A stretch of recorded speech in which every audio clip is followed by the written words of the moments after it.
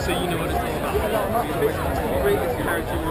Let's talk a bit about why we're thinking of occupying the London Stock Exchange next week, and let's get everybody excited and engaged and the chance to get involved in making this amazing thing happen next weekend. How does that sound? Yeah! And here we have Alex, who's just come from Occupy Wall Street.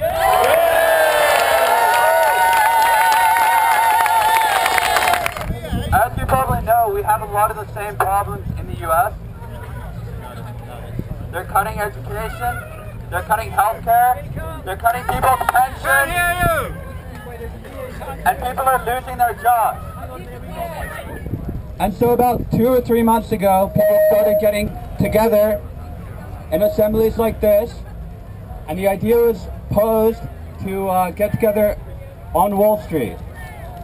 And so, you know, over a few weeks this happened, and you know, I didn't think it was going to be a big thing. A lot of people didn't think it was going to be a big thing, but a lot of people still had a lot of hope. And so, you know, it's actually happening. You know, there was 100 of us there the first few days. Now there's over 30,000 on some days.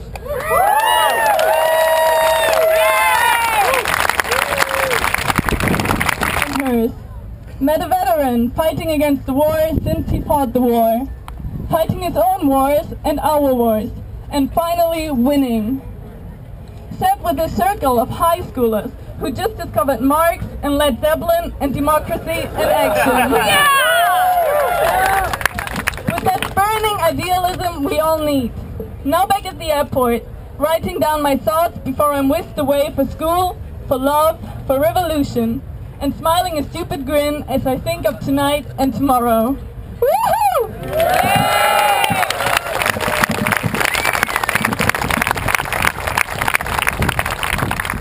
So at the time of the Vietnam War in the US, people got pretty down. This is what one anti-war pamphlet said. We have met, discussed, analysed, lectured, published, lobbied, paraded, sat in, burnt draft cards, stopped troop trains, refused induction, marched, trashed, burned and bombed buildings, destroyed induction centres, yet the war has got steadily worse for us and even worse for the Vietnamese. This was written in 1971. In line with this, so in line with this, one of the most ambitious protests of all was planned for 1st of May 1971, when activists declared, if the government won't stop the war, then we'll stop the government. A guide was circulated detailing the road infrastructure in Washington, D.C. that activists could non-violently block so that government employees could not complete the journey into the work. I think that's a good idea. But the trouble was that they published this and the police got it. And the police were there before the activists.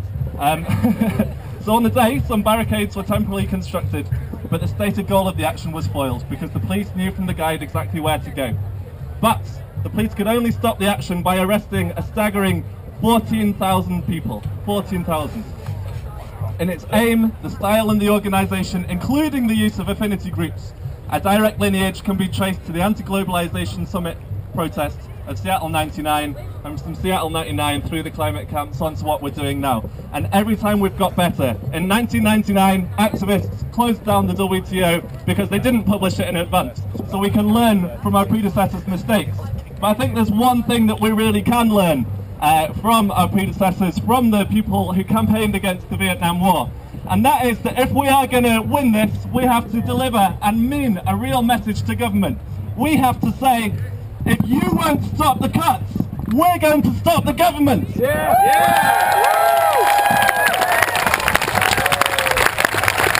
I hope that people praying in this country, in other countries, you can learn what's happened in the past. So I've just written a book about that. It's not out yet though, and I'll give it you at cost price if you come and find me afterwards. No profits made by anyone. So thank you very much, and keep going, keep building, and now get into groups and let's work out how to do that. Cheers!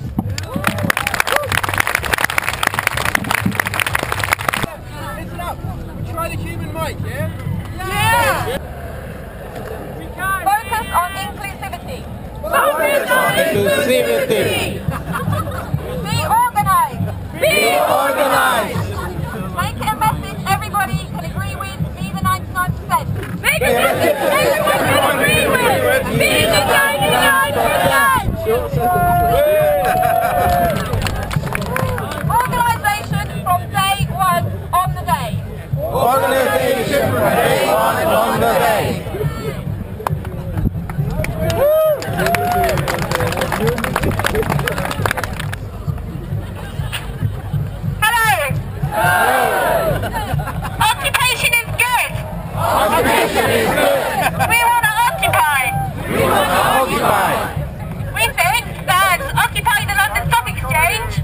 To try to include as many people from as many backgrounds, from as many different social classes as possible.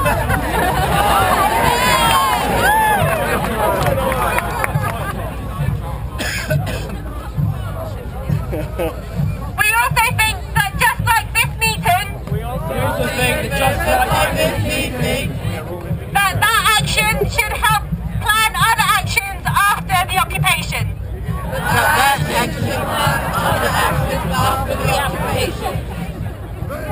And link in with the strikes on the 30th of October.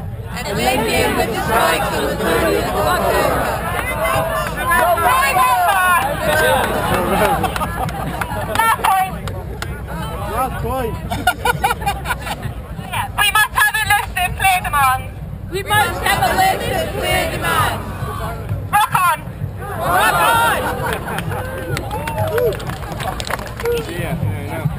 Short sentences. NHS! Protect the NHS. You do not want an American system of healthcare! We do not want an American system of healthcare.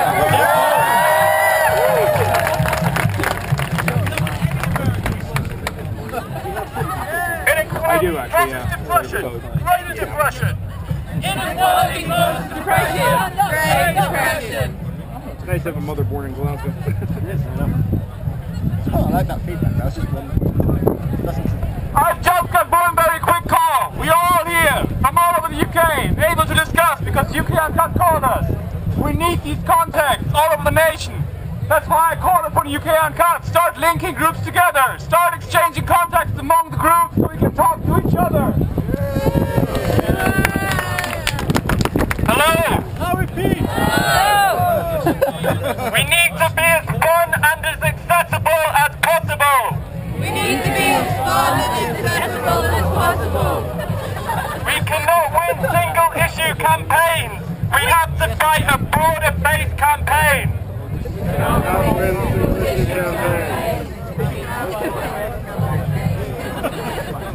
Short individuals.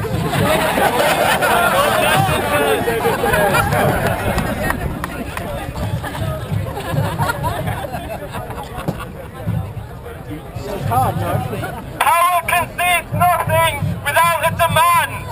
Power concedes nothing without a demand.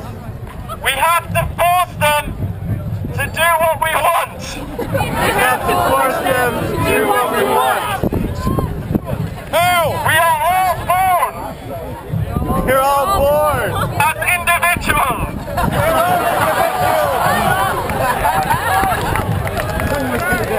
Hello! We have all been inspired We have all been inspired by movements across the world. And we have inspired movements across the world. In order to link up with Occupy Wall Street in America. And with the protests in Spain. And with the students and the workers in Greece. And in Italy. And the Middle East. We have to move to fight the same people that they are fighting. That's why it's so important. That we go to the City of London. That we occupy the stock exchange. And we work with people across the world. To have a fairer and more democratic society. We are an example of democracy in action. We are the example of democracy in action. But I thought I'd just like to tell you a few things. My name is Abdullah, and I'm Palestinian, so I have first-hand experience with what occupation is.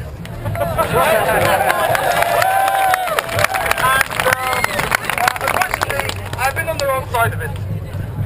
But it's been proven by those staff Israelis that it works. So next week, what you want to do is you want to occupy, isn't it?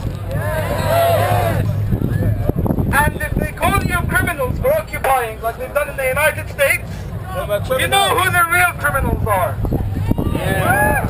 We can quote the president set by Israel, who are not called criminals. And you can legitimately occupy the stock exchange.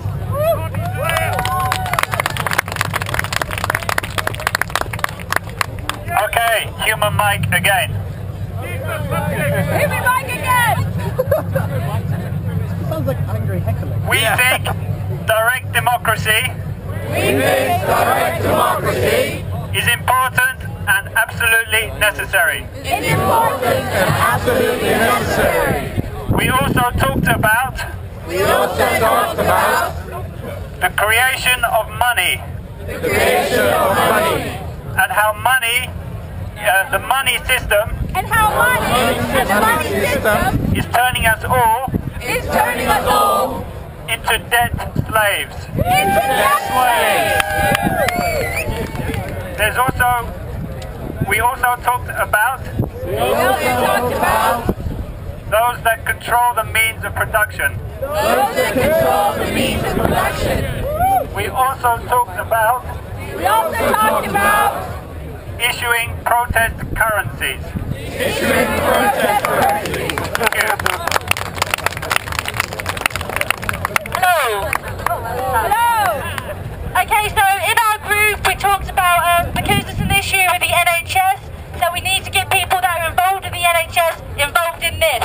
It's all very well the government just seeing us as protest groups. They always see us as separated from society. They always see us as this small group that they don't care about and they just push to one side. So what we need to do is we need to go over to hospitals. We need to speak to doctors and nurses and people that work directly with the NHS, and we need to get them involved. And we need to get them involved quickly before the bill is passed.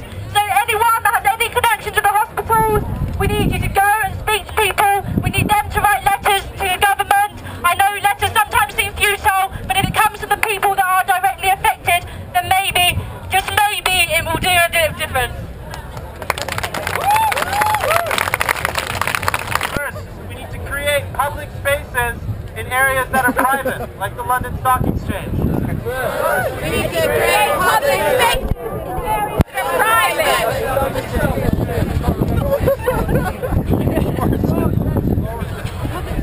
We need occupation We need occupation to change the priorities among the youth among the youth and the population in general. and the population in general.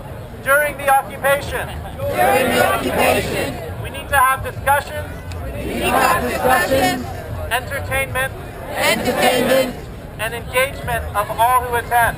and engagement of all who attend. Thank you.